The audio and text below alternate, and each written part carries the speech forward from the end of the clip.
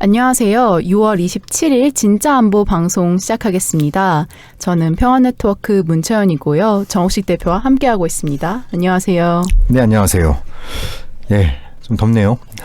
여기 에어컨이 빵빵하게 나오는 것으로 알고 있는데. 아, 여기 있으니까 너무 행복합니다. 오늘 좀 밖에 있는 시간이 많아가지고. 아, 그렇죠. 예. 오늘은 또 어떤 네. 주제를 다루는 건가요? 오늘 네. 서울의 모처에서 한반도 평화 포럼인가가 있었거든요. 네. 근데 거기에 오늘 원래 가보려고 했으나 방송이 있어서 가지 못했는데 네. 뉴스를 통해서 또 거기에서 무슨 일이 일어났는지 어떤 발언이 있었는지 네. 찾아보다 보니까 이낙연 국무총리가 이런 말을 했어요. 도널드 트럼프 미국 대통령이 비무장지대 모처에서 북한을 향해 모종의 메시지를 던질 것으로 알려져 있다. 네. 라고 이야기를 했는데 모종의 메시지가 도대체 뭘지 정말 궁금하고 기대가 됩니다. 트럼프가 DMZ에 방문하기로 결정은 된 건가요? DMZ 모처라고 된 걸 보니까는 확실할 수는 없을 것 같은데 네. 상당히 또 이야기가 많았죠. DMZ를 갈 거냐 말 거냐 했는데 그러니까 지금 29일에서 30일 그 방한 일정인 거잖아요. 네. 그럼 뭐 29일 오후나 저녁 늦게 도착해서 아마 그날은 좀 쉴 거고, 그죠? 그럼 30일에 그 한미 정상회담 하고 나서 DMZ에 가서 북한을 향해 모종의 메시지를 던질 거다. 이렇게 좀 이낙연 총리가 얘기를 한 상황이 있는데 모종의 메시지. 당신은 훌륭한 사람이다. 김정은 위원장을 향해서 네. 난 당신을 믿는다. 항상 해왔던 말. 예. 그리고 언제든 만날 수 있다. 근데 만나려면 잘 준비하고 와라. 네. 이 정도 이상의 메시지가 있을까요? 글쎄요. 저희가 알지 못하는 물밑 작업이 있었다면 또 다를 수도 있겠지만 네. 저희가 예상할 수 있는 정도는 그 정도인 것 같은데 네. 글쎄 시간이 와 봐야지 알 것 같습니다. 예. 여러 가지 정상회담 일정들이 좀 잡혀 있는데 계속 좀 진행해 보시죠. 예. 지난주에 북중 정상회담이 세간의 관심을 끌었는데 북중 정상회담 성명이랑 결과에 대해서 좀 짚고 넘어가는 시간을 갖겠는데요. 네. 중국의 시진핑 주석은 북중 관계가 중요하고 우호적 관계로 앞으로 잘 지켜나갈 것이라고 하면서 다양한 영역에서 교류 협력을 전개하고 김 위원장과 밀접한 교류를 유지해 정치적 신뢰를 더욱 공공히 하겠다. 네. 라면서 이제 북중 관계 강화의 필요성과 중요성에 대해서 이제 이야기를 했습니다. 네네. 이걸 통상적으로 나온 얘기고. 그렇죠. 그리고 네. 그 외에는 북한이 합리적으로 안보와 발전의 관심사를 해결하는데 중국 정부는 능력이 닿는 한 도움을 주기를 원한다. 네. 북한 및 관련 당사국과 협력을 강화해 적극적이고 건설적인 역할을 해나갈 것이라고도 이야기를 했습니다. 예. 예전과 비교를 해볼 때 단어 하나가 좀 추가된 게 있네요. 어떤 단어죠? 발전. 예전에는 주로 북한의 합리적인 안보 우려를 해소하는데 중국이 네. 역할하겠다 이런 얘기들은 있었는데 이번에 이제 발전이 추가된 게 좀 눈에 띄네요. 네. 이미 이제 시진핑이 평양을 방문하기 전에 블라디미르 푸틴 러시아 대통령을 만나서 이 얘기를 한 바가 있어요. 중국과 러시아가 북한이 합리적인 안보와 발전, 관심사를 해결하는데 중국과 러시아가 적극적인 역할을 하겠다 이런 취지의 이제 공동 성명을 발표한 바가 있는데 그래서 이제 발전이 왜 추가된 거냐 이걸 갖다가 이제 좀 우리가 분석하는 게 중요하겠죠. 네. 어떻게 바라봐야 하나요? 예.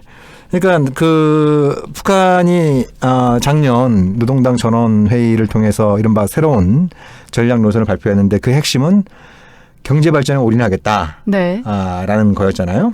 그러니까 그거에 대해서 시진핑도 적극적으로 지지를 하고 돕겠다라는 거고 동시에 이제 이게 경제 발전이 되려면 가장 시급한 과제가 뭐겠어요? 제재가 해제돼야죠. 네, 제재 문제가 풀려야 되잖아요. 네. 근데 이제 중국과 러시아는 안보리 상임 이사국들이죠.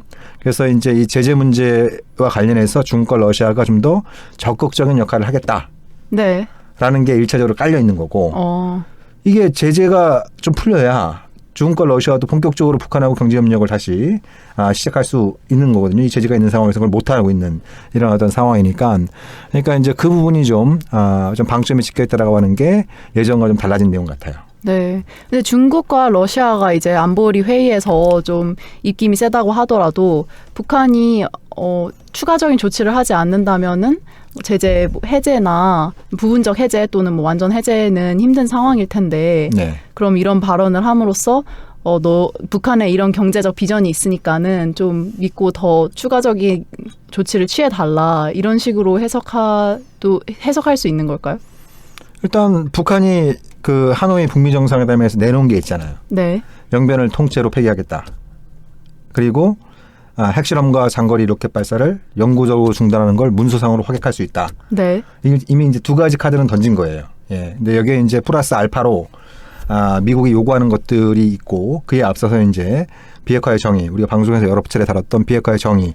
그러니까 이 부분 관련해서 그 국내 언론이나 그 전문가들이 좀 제가 보기엔 지나치게 좀 낙관적인 평가 전망들을 하는 경우들이 많은데 그 근거 중에 하나가 스티븐 비건 미국의 대북정책 특별대표가 6월 19일인가요? 네. 그 애틀랜틱 카운실에서 이제 그 토론회를 하면서 거기서 이제 좀 북미 양측이 좀 유연한 접근을 할 필요가 있다 이런 취지의 발언을 했는데 그걸 갖다가 이제 좀 대서특필하면서 이제 미국도 좀 유연해지고 있는 것이 아니냐 뭐 이런 식의 이제 보도도 많이 나왔었는데 근데 그 비건의 발언의 핵심은 그거에 있다기보다는 여전히 비핵화 정의에 관련해서 북한하고 미국이 합의된 바가 없다. 네. 그게 출발점이다. 네. 우리가 어디를 향해 갈지 목적지가 어딘지를 알아야 출항을 할 수 있는 거 아니냐. 네. 그 출항에 해당되는 게 바로 그 비핵화 정의에 대한 합의인 거죠. 근데 그 간극이 좁혀지고 있다는 징후는 일단 지금까지 네, 드러난 바는 없어요. 네.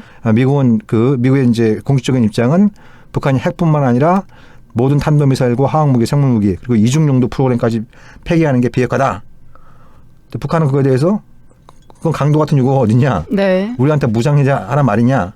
이런 그 얘기들을 계속 해왔단 말이에요. 네. 그래서 가장 중요한 첫 단추조차 지금 못 깨고 있는 상황에 있기 때문에 비건의 발언에서 일부 그런 발언들을 소개하면서 마치 이제 좀 뭐 북미 간의 실무회담 더 나가서 3차 북미 정상회담이 열릴 것처럼 이렇게 이제 좀 막연한 바람을 피력하는 건 별로 도움이 안 되는 것 같아요. 네.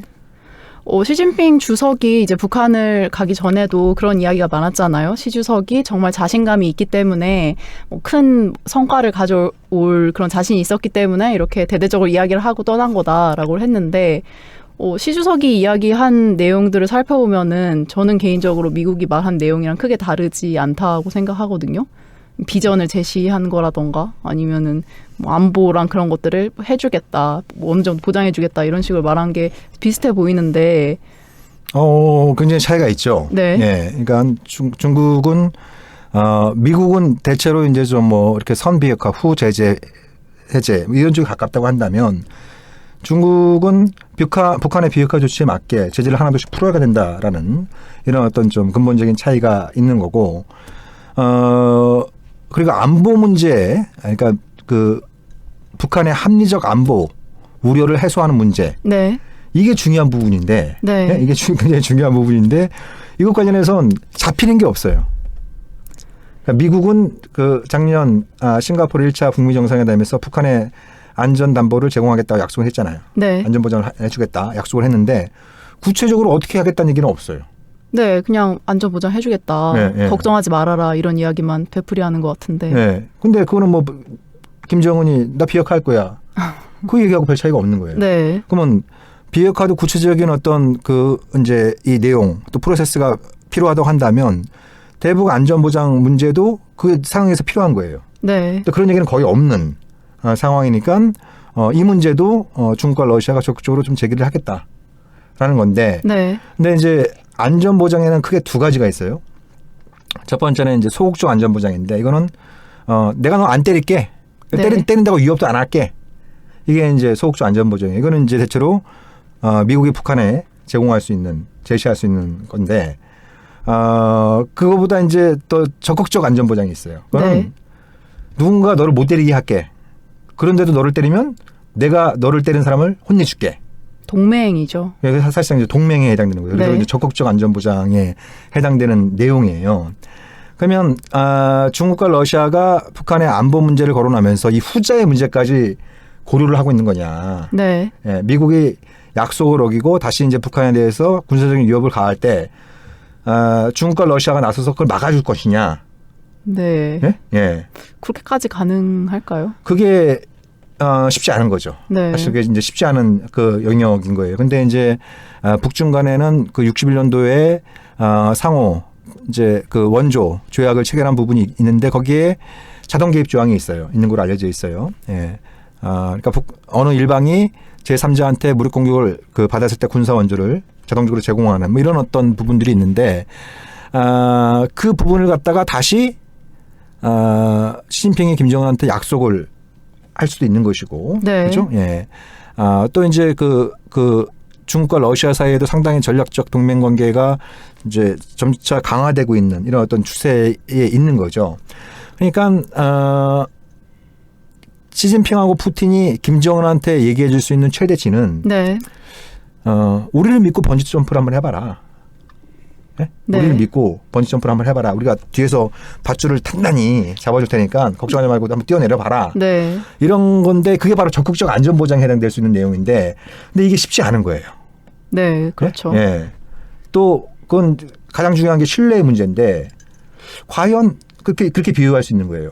과연 중국이 평양을 구하기 위해서 네. 베이징은 희생을 각오할 수 있느냐?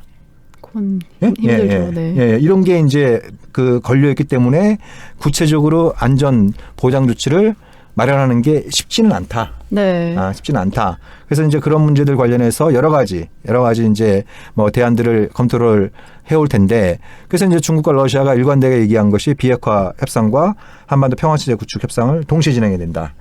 평화체제에 그런 내용을 좀 담고 싶어 하는 것이죠. 이제 그러니까 그 평화협정 체결 당사자들이 일종의 법적 구속력을 갖춘 네. 예, 소극적 안전보장을 제공하는 이런 부분들도 뭐 고려해 볼 수는 있겠죠.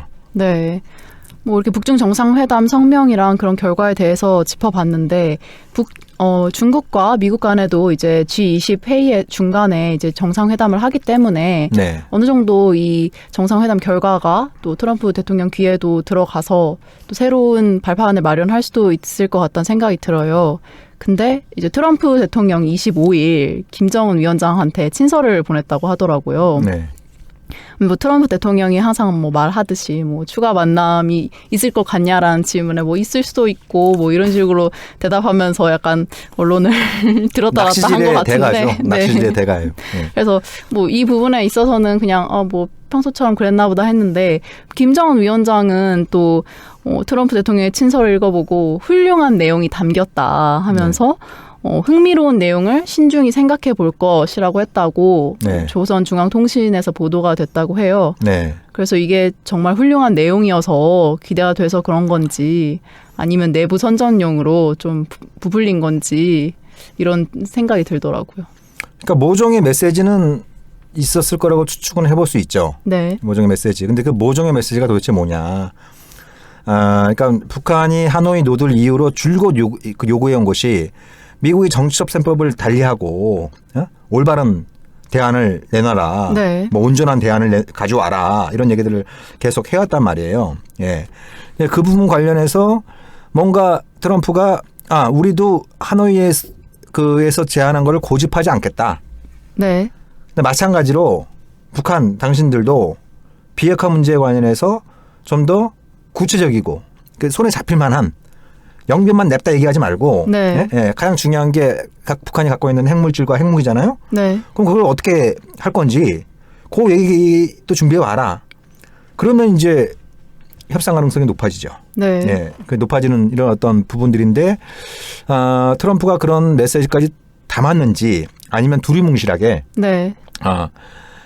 우리도 그러니까 그 김정은이 계속 얘기를 했던 거는 서로가 쌍방이 일방적인 요구를 내려놓자 했어요. 네. 그러니까 미국한테만 내려놓으라고 얘기한 것이 아니고 쌍방이랑 표현을 썼단 말이에요. 그죠? 네. 그러니까 북한도 그냥 하노이 때 얘기했던 거를 그대로 고수하지 않겠다라는 그 뉘앙스가 담긴 거예요. 네. 그러면 그거에 대한 이제 트럼프가 답장을 보냈다고 한다면 오케이. 서로 좀 변하자. 서로 좀 유연해지자. 서로가 현실 가능한 타협책을 모색해 보자. 이렇게 이제 좀 두리뭉실하지만 중대한 어떤 메시지의 변화가 있다라고 한다면 3차 북미 정상회담 이런 부분들이 이제 좀 가시권에 들어올 가능성은 높아질 수 있겠죠. 네.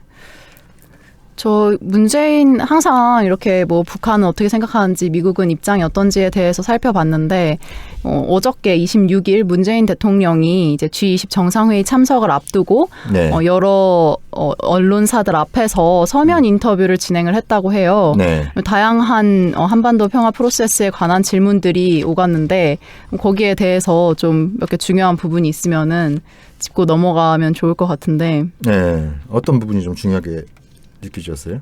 저는 비핵화 대화의 최종 목표에 대해서 합의를 이뤘다라고 하는 부분이 네.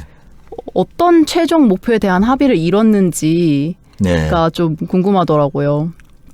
그러니까 이건 아무래도 이제 좀 그 싱가포르 1차 북미 정상회담에서 나온 공동 성명을 염두에 둔 건데 네. 맞지만 또 맞다고 보긴 힘들어요. 아까 제가 말씀드렸잖아요. 그 스티븐 비건이 며칠 전에도 얘기한 게 비핵화의 정의에 대해서도 합의하지 못했다. 네. 예? 예. 근데 이 비핵화 대화 최종 목표에 대해서 합의를 이뤘다라고 하는 건 미국이나 북한의 인식과 상당한 차이가 있는 거예요. 네. 상당한 차이가 있는 이런 어떤 그 부분인 거죠. 네. 그래서 이 부분은 뭐 싱가포르 북미 공동 성명을 환기한다는 차원에서는 의미가 있겠지만, 근데 지금 상황에서는 좀 번지수를 잘못 짚은 네. 그런 얘기인 셈이죠. 그냥 그 뒷부분에 이런 내용도 있거든요. 요약하면 북한의 완전한 비핵화와 북한 체제에 대한 안전보장, 적대관계 종식을 맞바꾸기로 한 것이다. 네. 라고 이야기가 있는데 사실 북미 공동성명만 해도 조선반도 뭐 한반도의 완전한 비핵화라는 표현이 들어가지 않았었나요? 그렇죠. 그러니까 북한의 완전한 비핵화 이 표현 자체가 문제가 있는 거예요. 네. 이건 싱가포르 공동성명에 이런 내용은 없거든요. 네. 그래서 한반도의 완전한 비핵화라고 되어 있어요. 그러니까 부지불식간에 북한의 완전한 비핵화, 그래서 비핵화의 대상이자 그 의무를 실천해야 될 당사자는 북한만으로 이렇게 국한시키는 부지불식간에 그런 어떤 뉘앙스를 풍기는데 그건 아니라는 거죠. 네. 예, 그건 아니라는 겁니다. 그러니까 안타깝게도 그 지금 대통령의 이 서면 인터뷰 내용을 보면은 지금 그 북미 간의 이견이 근본적으로 어떤 이견이 있고 어떤 게 쟁점인지 이런 부분들에 대한 어떤 좀 인식의 부족이 나타나는 것 같아요. 인식이 부족한 걸까요? 아니면 약간 어려운 문제는 나중에. 아니 이렇게 표현하면 안 된다는 겁니다. 북한의 네. 완전한 비핵화. 이거는 어떤 합의문에도 이 표현은 없어요. 그렇죠. 그죠? 한반도, 조선반도, 코리안 근데 페닌슐라. 대통령의 발언이 예를 들면 한반도의 완전한 비핵화라고 표현해서 이게 뭐가 문제가 되나요? 그러게요. 그죠? 네. 근데 부지불식간에 이런 표현 자체 쓰는 것 자체가 안타깝게도 좀 정확한 지금 상황을 좀 이해하는 부분이 좀 결핍되어 있지 않나 이런 좀 생각이 드네요. 네. 뭐 이외에도 북한의 완전한 핵폐기 의지를 실질적으로 보여주는 증거가 무엇이냐. 네. 그리고 이제 되돌릴 수 없는 단계란, 비핵화에 되돌릴 수 없는 단계란 어느 정도냐라는 질문에 영변의 핵시설 전부가 검증하에 전면적으로 완전히 폐기되면 북한 비핵화는 되돌릴 수 없는 단계로 접어든다고 평가할 수 있을 것이다. 라고 이야기를 했는데 이거는 제가 보기엔 이것도 문제가 있어요. 제가 자꾸 대통령의 발언을 비판하는 것 같아서 좀 그렇긴 합니다만 네. 우리가 따져볼 건 따져봐야 되는 거죠. 이건 미국한테는 말할 필요도 없고 북한한테도 제대로 된 메시지를 전달하는데 역부족입니다. 네. 예, 그러니까 영변 핵시설을 검증 가능한 방식으로 완전히 폐기하는 거고 굉장히 큰 의미가 있어요. 그렇죠? 그렇죠. 근데 그것이 불가역적인 되돌릴 수 없는 단계로 들어가는 거다. 접어드는 거다. 이것 관련해서는 일단 미국이 동의하지 않습니다. 네, 미국 같은 경우에는 영변 말고도 다른 핵시설에 대해서 알고 있다라고 이야기를 한 상황인데. 그렇죠. 뭐 제2의 우람 농축 시설이 있다. 네. 뭐 이렇게 이제 강하게 지금 그 여기고 있는 상황이고 더 중요하게는 핵물질과 핵무기. 네. 그게 남아 있는 상황에서 영변을 폐기한다고 해서 이게 불가역적인 단계에 접어드는 거냐? 이거에 대한 인식 차이가 분명히 존재하는 겁니다. 그렇죠. 예. 근데 그 인식 차이는 이미 드러났는데 또 이 발언을 한 것 자체가 좀 한미 그러니까 좀 그 전향적인 방식으로 한미 공조를 짜는데 별로 도움이 안 될 수가 있는 부분이 있는 거고 그리고 이 부분은 이미 북한이 하노이에서 요 얘기를 했는데 네. 비슷한 얘기를 했는데 미국이 거부한 거예요. 네. 예, 거부한 상황이에요. 그렇죠? 네. 예. 그렇다고 한다면 그러니까 이게 이제 처음 영변의 영구적인 폐기가 나왔던 게 작년 9월달 평양에서 열린 남북 정상회담의 그 합의문에 들어갔단 말이에요. 네. 그렇죠? 뭐 그 미국의 상응 조치에 따라서 영변 핵시설을 영구적으로 폐기를 하는 추가적인 조치를 취할 수 있다 이런 어떤 내용이 담겨 있었는데 만약 그게 그 지금 그게 그런 조항이 들어간 게 문재인 정부가 김정은 정권을 설득을 해서 아니 영변을 완전히 폐기하면은 그거는 이제 상당한 수준의 이제 불가역적인 비핵화 단계에 접어들기 때문에 제재 완화를 포함한 미국의 상응 조치를 이끌어낼 수 있다. 네. 만약 그렇게 설득을 해서 그게 담긴 거로 간다면 그게 지금 하노이에서 무산이 된 상황이에요. 네. 예, 하노이에서 무산이 된 상황인데 이 얘기를 계속 반복하는 건 그럼 북한한테 아니 지난번 하노이에서 실패했던 건데 네. 왜 같은 얘기를 반복하냐. 그런 얘기 이런 들을 수 어떤 있죠. 네. 이런 그런 어떤 반응이 나올 수 있기 때문에 외부의 논평가들은 이런 얘기를 할 수 있어요. 네. 그렇죠? 예. 그렇지만 대통령이 여러 차례에 걸쳐 이런 취지의 발언을 하는 건 지금 북미 관계를 중재하고 우리가 좀 주도적인 역할을 하는데 별로 도움이 안 되는 그런 발언이라고 할 수 있죠. 네. 근데 저는 이 인터뷰를 전반적으로 살펴보면서 물론 뭐 외교 기밀이어서 다 얘기를 못 해주셨을 수도 있겠지만 약간 좀 매우 두루뭉술하다는 느낌을 받았거든요. 여기서 제일 중요하게 방점을 찍는 포인트가 네. 그 신뢰더라고요. 이제 신뢰를 쌓아야 하고 대화를 네. 통해서 신뢰를 쌓으면 문제가 해결된다라는 식으로 이제 인터뷰가 진행이 됐는데 네. 이 신뢰를 어떻게 쌓을 건지에 대해서는 전혀 좀 찾아볼 수 없었던 게 좀 아쉬웠습니다. 아니 그러니까 그 문 대통령의 기본적인 발언의 취지는 네. 그 싱가포르 북미 공동 성명을 하나둘씩 잘 이행해 나가라.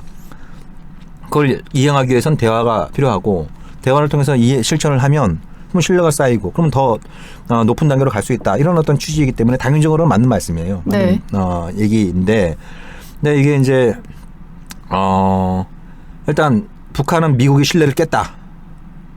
라는 인식이 굉장히 강한 상황에 있고 네.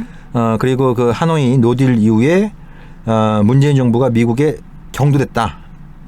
이런 인식이 강한 상황이에요. 네. 그런 인식이 강한 상황에서 문 대통령이 이런 어떤 지금 이제 언론 인터뷰를 한 상황이고 그리고 이거 거의 뭐 이거에 대해서 북한의 반응이 바로 나왔잖아요. 외무성 그 미주국장 네. 뭐 담화를 통해서 굉장히 좀 유감스럽지만 그 담화 내용을 제가 한번 쭉 봤는데 좀 유감스럽지만 항공 끼어들지 마라. 남한은 끼어들지 마라. 네. 네? 이런 얘기거든요. 네. 그러니까 그거는 누적된 실망감이 표출된 거예요.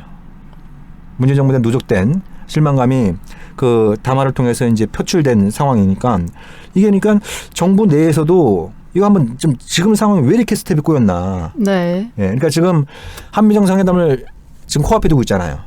예. 근데 지난 4월 달에 문 대통령이 워싱턴에 가서 트럼프를 만났을 때 그때 이제 그 남북 정상회담 추진 의사를 밝혔고 그걸 또 공개적으로 제안도 했어요. 네. 근데 지금 남북 정상회담은 고사하고 제대로 된 남북 대화도 지금 안 되고 있는 이런 어떤 상황에 있는 거죠. 그렇게 되면 남북 관계가 지금 사실상 단절되어 있는 상황이다 보니까 트럼프와 정상회담에서 과연 트럼프의 어떤 그러니까 이제 뭐 그것이 중재자든 촉진자든 북한의 입장을 직접 들은 바가 없기 때문에 네. 한미 정상회담 4월 달에 그 이후로 트럼프로서도 별로 틀 얘기가 없다 이렇게 생각할 수 있는 거예요. 네. 예. 그렇게 되면 자기가 할 말만 하고 가겠네요. 그렇게 돼 안 그래도 스타일이 그렇잖아요. 네. 예, 스타일이 그런 사람인데 그렇게 될 가능성이 더 높아진 게 아닌가. 그런 건 좀 걱정이 드네요. 말씀 들어보니까 상당히 걱정스럽네요. 예. 그러니까 정확한 현실 인식에도 좀 문제가 있는 것 같고 네. 메시지 관리에도 좀 문제가 있는 것 같아요. 네. 그리고 대통령이 너무 거의 홀로 앞장서서 홀로. 예, 예. 네. 이런 부분들은 사실 외교부 장관이나 안보실장이 좀 이렇게 하는 게 맞다고 보여져요. 대통령은 큰 틀에서 그러니까 네. 뚜렷한 상황 변화나 지금 상황에서 한국이 주도적으로 어떤 역할을 한다라고 할 수 있다라고 하는 이런 어떤 손에 잡히는 게 있지 않으면 최대한 이런 어떤 질문들에 대해선 원칙적이고 일반론적이고 그죠? 네. 때로는 모호하게 이렇게 표현을 할 필요가 있는데 대통령의 발언이 너무 구체화되어 있어요. 네. 이제 구체화되어 있다 보니까 그게 잘 안 될 경우에 그 책임을 또 떠안게 되는 이런 어떤 우려가 있기 때문에 이번 서면 인터뷰는 제가 이렇게 냉정하게 본다면 뭐 저 개인적인 관점인지 모르겠습니다만 여러 가지 좀 아쉬운 부분들이 좀 많이 있네요. 네.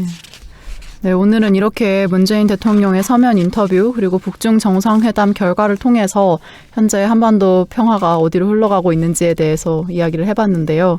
표정이 안 좋으시네요. 아닙니다. 이번 주에 또 네. G20 정상회의 그리고 또 트럼프 대통령이 한국을 방문해서 한미 간 정상회담이 있을 예정이니까 다음 주에는 좀 더 알찬 소식으로 찾아뵐 수 있을 것 같습니다. 네, 위시풀 싱킹이 아니라 네. 진짜 그죠? 예. 한번 우리가 좀 희망을 가질 수 있는 내용이 이번 정상회담 프로세스에 좀 담기길 기대해 봅니다. 네, 그럼 저희는 1부 이것으로 마치도록 하겠고요. 2부에서 다시 찾아뵙도록 하겠습니다. 감사합니다.